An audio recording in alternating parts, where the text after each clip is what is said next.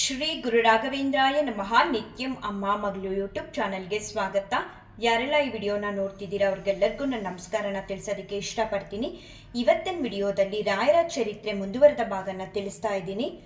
ತನ್ನ ಆಸ್ಥಾನಕ್ಕೆ ತೆರಳಿದ ಮೇಲೆ ನವಾಬನಿಗೆ ಗುರುರಾಯರ ಮಹಿಮೆಯು ಅರ್ಥವಾಗಿ ಅವರಿಗೆ ಯಾವುದಾದರೂ ಗ್ರಾಮವನ್ನು ನೀಡಬೇಕೆಂದು ಅನಿಸಿತು.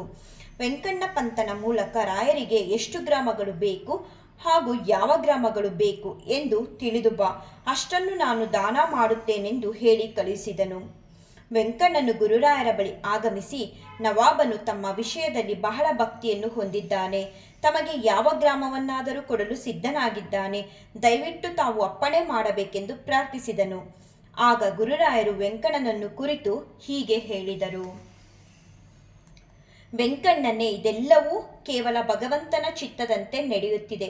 ತುಂಗಾಭದ್ರಾ ನದಿಯ ತೀರದಲ್ಲಿ ಮಂತ್ರಾಲಯ ಗ್ರಾಮವಿದೆ, ಅದನ್ನು ಮಹಾ ಸಂಸ್ಥಾನಕ್ಕೆ ಸಮರ್ಪಿಸಲು ತಿಳಿಸು ಎಂದು ಹೇಳಿದರು.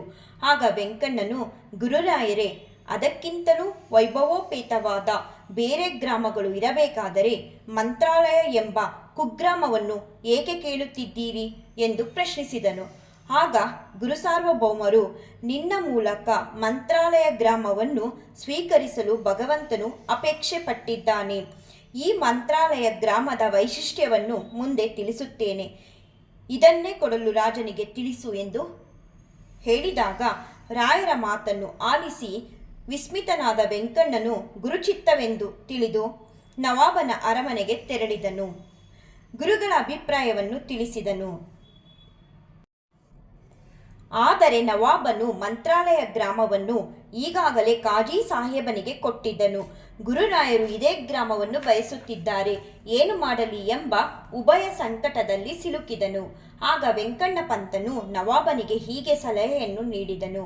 ಕಾಜಿ ಸಾಹೇಬನಿಗೆ ಮಂತ್ರಾಲಯ ಗ್ರಾಮದ ಬದಲು ಬೇರೆ 2 ಗ್ರಾಮಗಳನ್ನು ನೀಡು, ಮಂತ್ರಾಲಯ ಗ್ರಾಮವನ್ನು ಗುರುಗಳಿಗೆ ಸಮರ್ಪಣೆ ಮಾಡು ಎಂದು.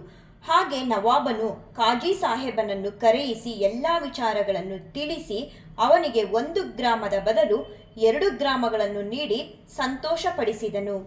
ಗುರುರಾಯರಿಗೆ ಮಂತ್ರಾಲಯ ಗ್ರಾಮವನ್ನು ಸಮರ್ಪಣೆ ಮಾಡುವುದಕ್ಕಾಗಿ ಅರಮನೆಯಲ್ಲಿ ವಿಜೃಂಭಣೆಯಿಂದ ಅವರನ್ನು ಸ್ವಾಗತ ಮಾಡುವುದಕ್ಕಾಗಿ ಹೇಳಿ ಕಳುಹಿಸಿದನು. ಗುರುರಾಯರು ನವಾಬನ ಅರಮನೆಗೆ ಆಗಮಿಸಿದರು.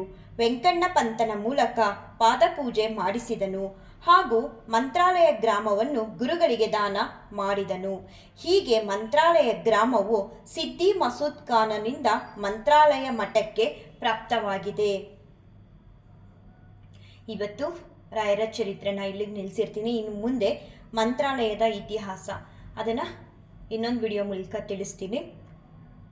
ಇವತ್ತು ಯೋಗಿನಿ ಏಕಾದಶಿ, ರಾಯರ ಭಕ್ತರೆಲ್ಲರೂ ಕೂಡ ಏಕಾದಶಿ ಆಚರಣೆ ಮಾಡಿರ್ತೀರ ಅಂತ ಭಾವಿಸ್ತೀನಿ. ರಾಯರು ಎಲ್ಲರಿಗೂ ಒಳ್ಳೇದು ಮಾಡಲಿ, ಎಲ್ಲರನ್ನೂ ಕಾಪಾಡಲಿ. ಶ್ರೀಕೃಷ್ಣಾರ್ಪಣಮಸ್ತು, ಶ್ರೀಕೃಷ್ಣಾರ್ಪಣಮಸ್ತು, ಶ್ರೀಕೃಷ್ಣಾರ್ಪಣಮಸ್ತು.